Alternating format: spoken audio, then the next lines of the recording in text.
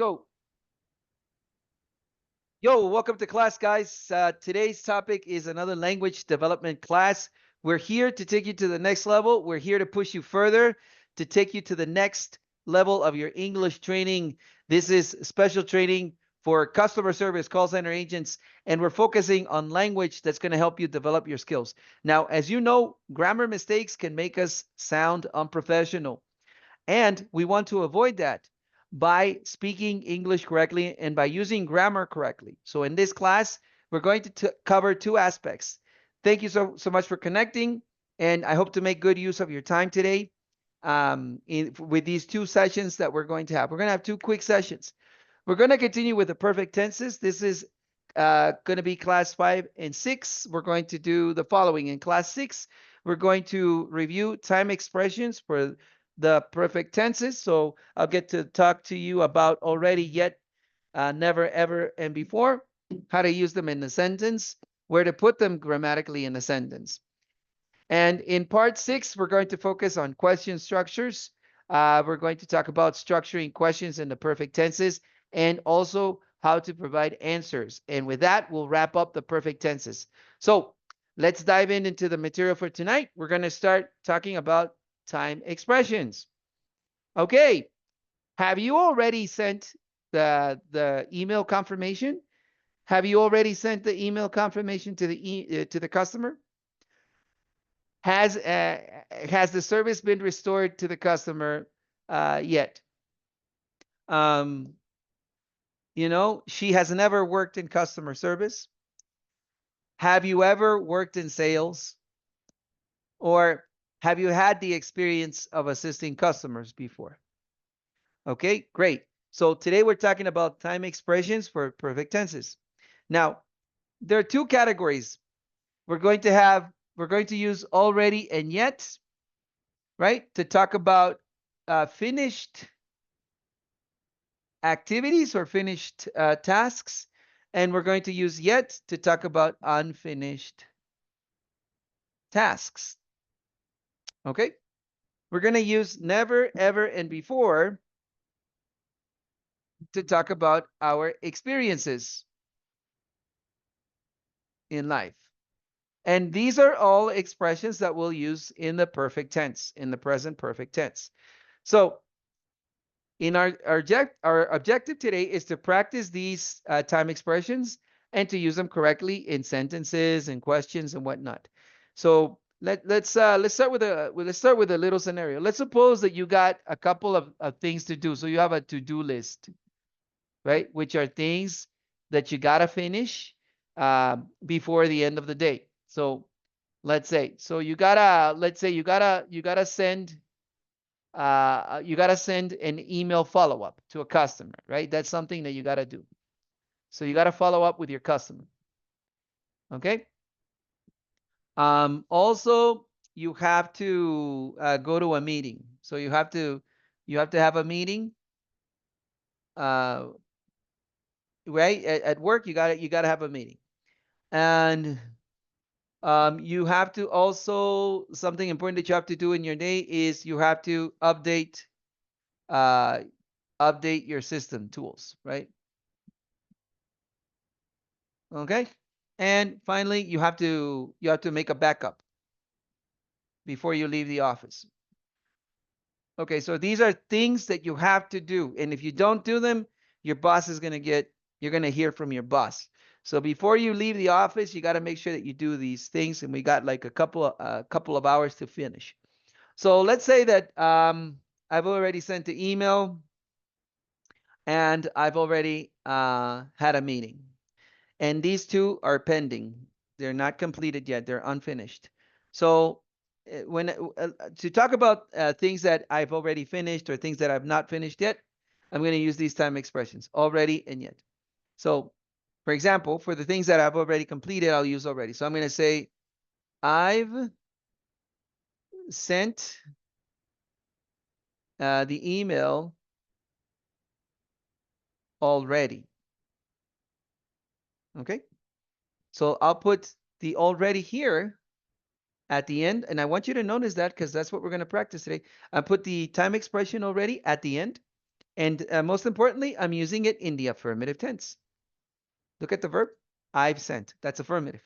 So I use already with the affirmative tense. Okay. And I use it to talk about things that I've finished. In this example, I've sent the email already.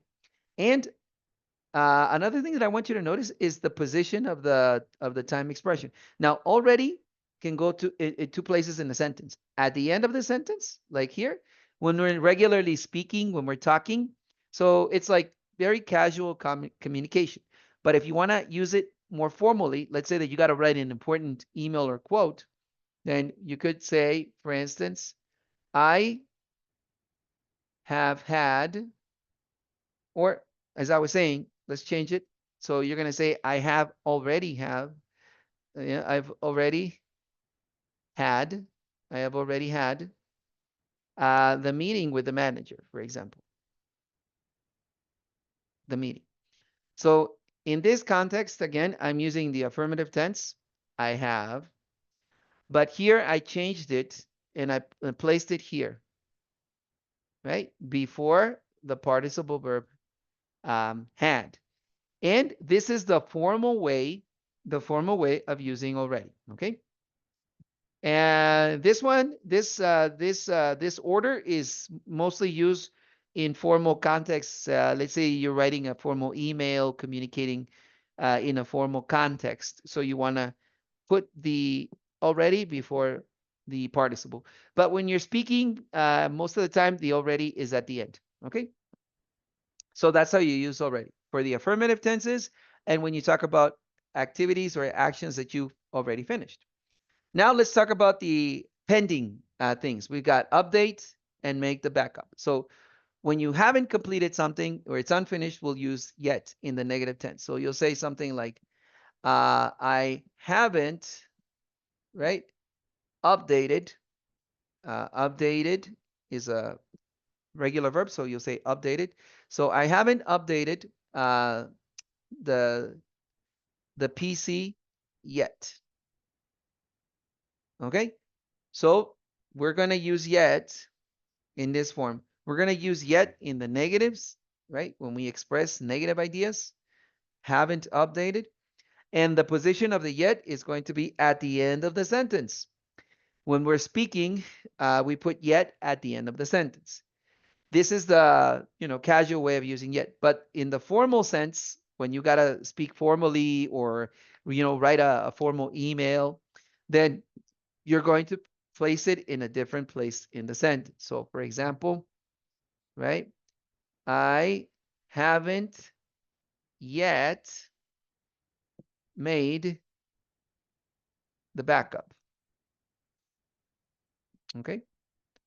So in this context here, I put the yet before the participle verb made. And it's negative, right? We're only using yet for negative. So in the formal context, in a formal context, you put the yet before the made, just like you use already. So I hope that everybody understands now where already and yet go in a sentence in English. When you're speaking, right? When you're having conversations, talking to people, we put already and yet at the end of the sentence. In a formal context, we're going to put already and yet before the participle. Okay, and that's how you talk about things that you have finished or things that are unfinished or like a to-do list. Now, let's talk about experiences in life. To talk about your experiences in life, we're going to use these time expressions. The most common one is ever. Let's take a look.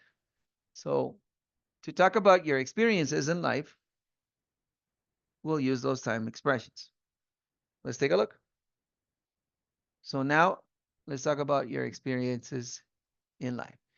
So let's say that you're going to apply to a different call center. Let's say that you have already a year of experience working. So one of the questions would be, have you ever worked in sales? Imagining that they require you to do a little bit of sales in the campaign. So have you ever worked in sales? What does ever mean? The meaning of ever means at any point, at any time, at any moment, right? At any point or time in your life. That's what ever means. Have you ever worked in sales? Have you ever worked back to back? Have you ever worked from site? Have you ever used system tools? Have you ever handled difficult calls? Right? So what it means is at any point. And when we use ever, we talk about your experiences, right? So it's perfect when talking about job interviews. Okay? Now, in your responses, you could say if you've never done it before, never, never at any point, then you're going to use never. You could say no, right? You could say no. Um, I've never, right? I've never worked in sales.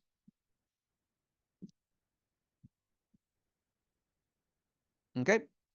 So here we're using the never to indicate that this action has never been done, right? It's at any point, at no point, no time have we had this opportunity to work in sales. Okay. And another interesting thing about never is that never is going to substitute not. Okay. So did you notice in the sentence that there is no not? That's because never substituted the not. Okay. Let's use a third person example. She has never, right? She has never, let's say, handled calls, for example. So she has never handled calls. Look at the word order. There's only one place in the sentence for never, and it's before the participle. That's the only place. I cannot put never at the end or at the beginning.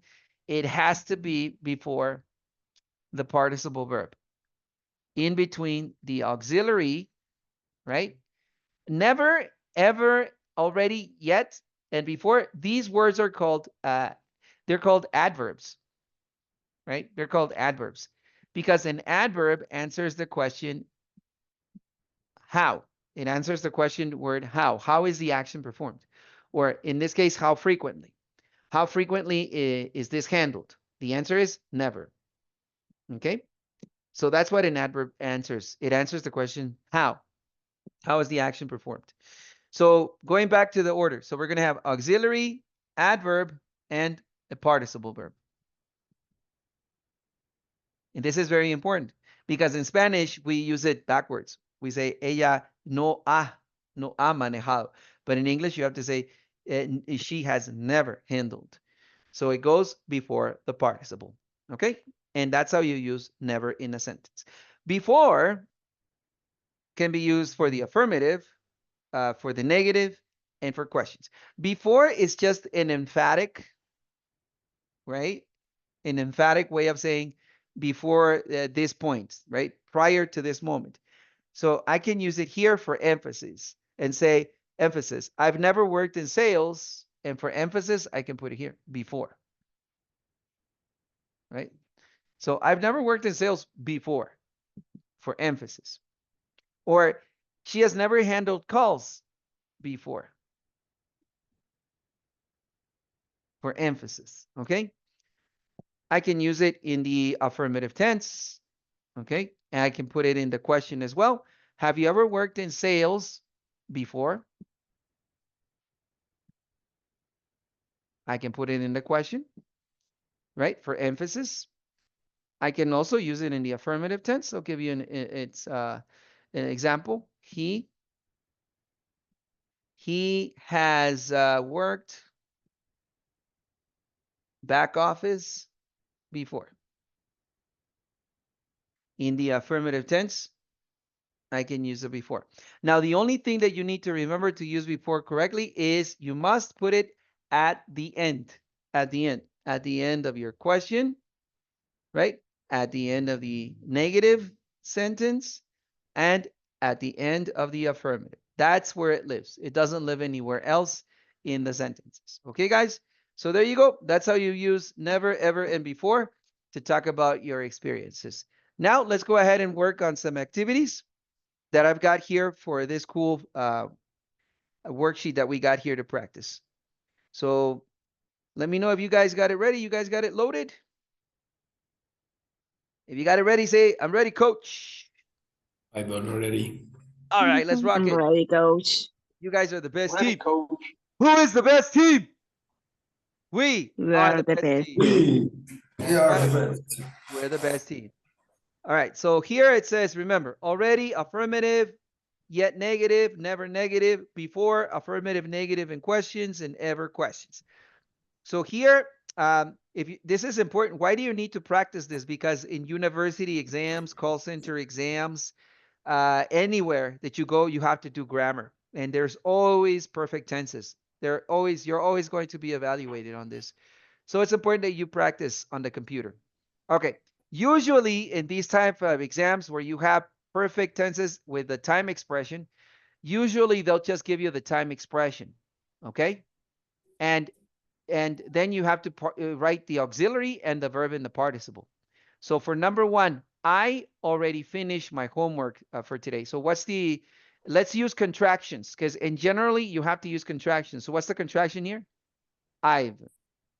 So everybody, let's type it in. I've, and then already, and what is everybody team, what is the participle of finish? Finished. Finished. So perfect. So let's type, I've already finished my homework for today. Okay. Y'all got it?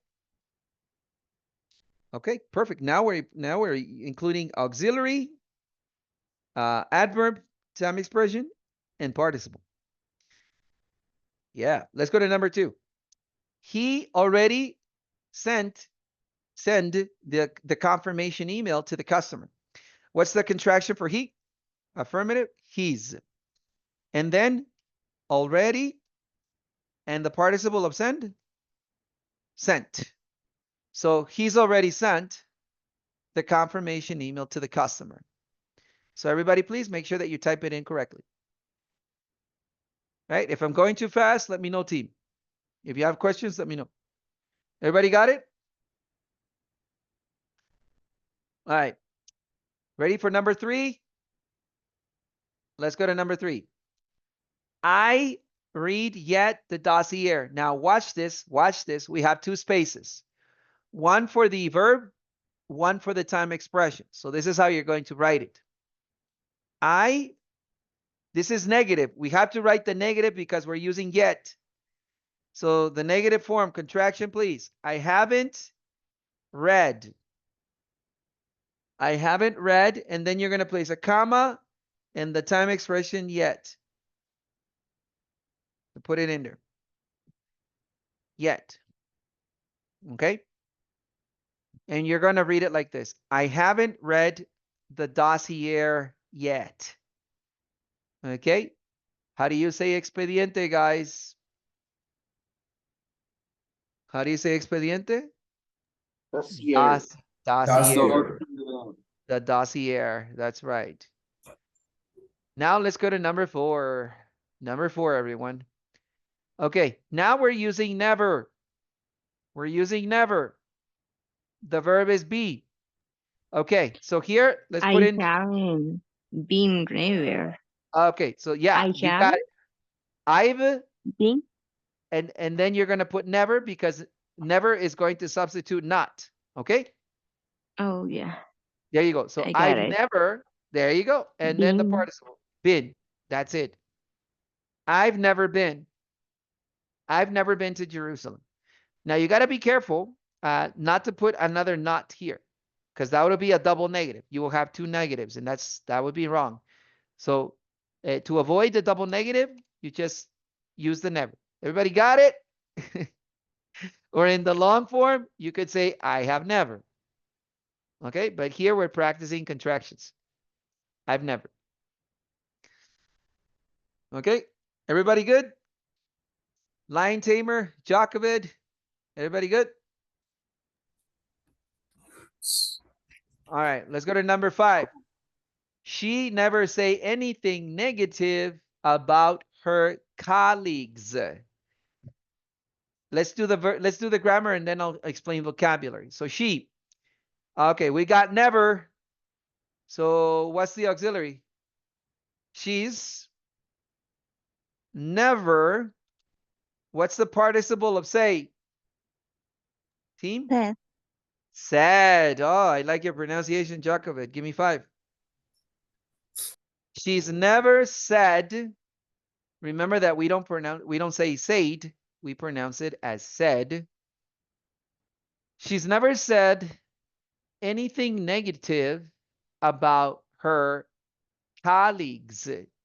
Listen to this word, colleagues. This is another French word. That's why the spelling is difficult. They like to economize words, letters, I mean. So colleagues, how do you say colegas? Colleagues. This is a tricky word for people to pronounce. But don't worry, let me give you a tip. This is how you're going to do it. So the CO, you're going to pronounce it like this. Ka. Ka. So you're not going to say ko, you're going to say ka. For this part here, the double L, the E and the A, the next syllable is easy. You're going to say kali. Kali. For the G, the U, and the ES, gig. Colleagues. Leagues. Leagues. So you're going to say leagues.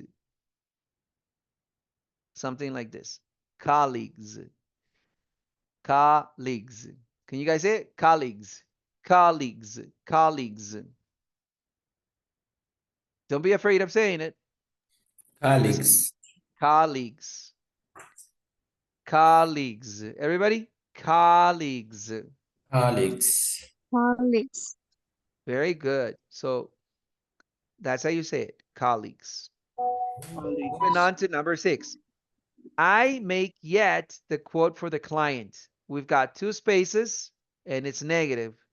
What's the contraction? I haven't made the quote for the client. So let's put the apostrophe and then the yet. The yet will go at the end for the second space. Okay, so that's negative. Quote. How do you say cotización, guys? How do you say cotización? Quote. Quote. Quote. Important word. Quote. Quote. Let's go to number 7. Moving on to number 7. They already do research about the new materials. This is affirmative contraction. They've already, what's the participle? Done. They've already done research. You know, a lot of times, my students, they always say, teacher, like, I do an investigation. And I'm like, that's not like the right way of doing it. So when you're doing homework or you're looking up something, you do research. That's the correct collocation. You say you do research, right? So, oh, I last night I did research. I did some research, or I've done research. Like when you look up some information. You understand? So that's how we say it about the new materials. All right, let's move on now. Moving on to number 8. We already set up the meeting with the ambassador of the United States. So the collocation is to set up a meeting or set up the meeting. This is the verb set up here means to coordinate, to arrange, to handle it, right? To make the arrangements, to get everybody on the same page for the meeting. That is to set up a meeting. Now let's go to the grammar. Here we're going to say we've already set up. There's no other form, right? It's irregular. So we just say set up. So we've already set up the meeting with the ambassador of the United States. Okay. And embajador, how do you say embajador, guys? Ambassador. So that's how we say. We always say set up a meeting, let's set up a meeting. I need to set up a meeting. I've already set up the meeting. Coach, what you say? What is the setup meaning? It means, yeah, like I said, it's like to coordinate, arrange, like hacer arreglos. Ah, Yeah. Yeah, like hacer arreglo. Okay, set up a meeting. Okay. Set up a meeting. So you can say like with your students, right? So you can say, I set up a meeting for Monday at 9, for example. Understand? Got it? Okay. Got it. Yeah. Thank you. It's like I made arrangement. My pleasure. Okay, let's move on. Moving on to number 9, guys. Okay. So here it says, you never know the meaning of Hebrew names until now.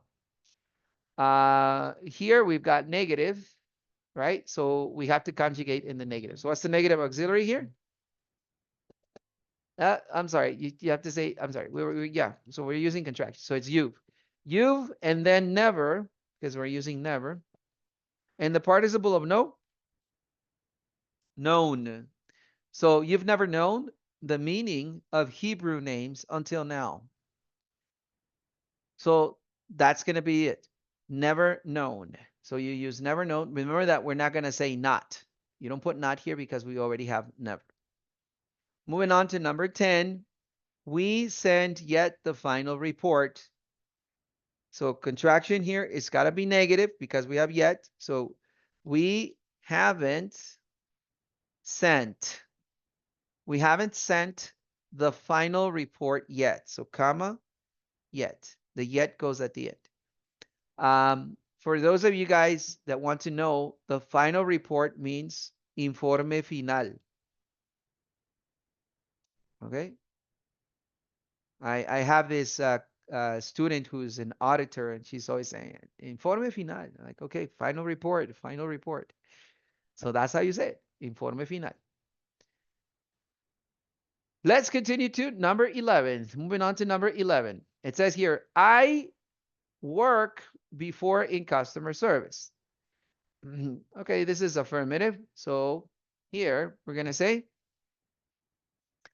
there's no expression. Oh, there's before. Before is at the end. Okay, so I've worked in customer service before. Remember that before goes at the end. So I've worked in customer service before. Okay. That was an easy one. Moving on now to number 12. Oh, it's also before. So help. I help before customers with product questions. Okay. So here it's affirmative. So we're going to say I've helped. I've helped. I've helped customers with their product questions, comma, before. So I've helped customers with their product questions before. The before goes at the end. You're going to put it at the end. All right. Moving on to number 13. Let me know if I'm going too fast. Now we're going to switch it up. We're going to structure questions now. Now we're going to structure the yes no question. Now, what is the word order? So the word order is going to be, we're going to start with have. Let me refresh. Have, has, plus the subject, plus the participle verb. Okay? That's going to be your structure. And since we're using ever, we have to put the ever between the verb, the participle verb, before the participle verb, I mean. Okay? Have you ever been? Yeah, there you go. So I'm going to leave it here so you guys know. So there's the structure. Auxiliaries first, subject second, ever, the time expression, and the participle verb. So like you said, Alex, it should be have you Ever been? been? That's correct. Have you ever been to the United States? That's the correct structure. Everybody type it in. Let me know when you got it. Everybody good? Giselle? Got it. All right. Very good. Very good. Thank you. Thank you. Let's move on. 14 Yes, now. I got it. Awesome. Okay. You ever apply for an American visa? Okay. So based on my structure here, first auxiliary, right? Have you ever? And what is the participle of apply? Do you remember?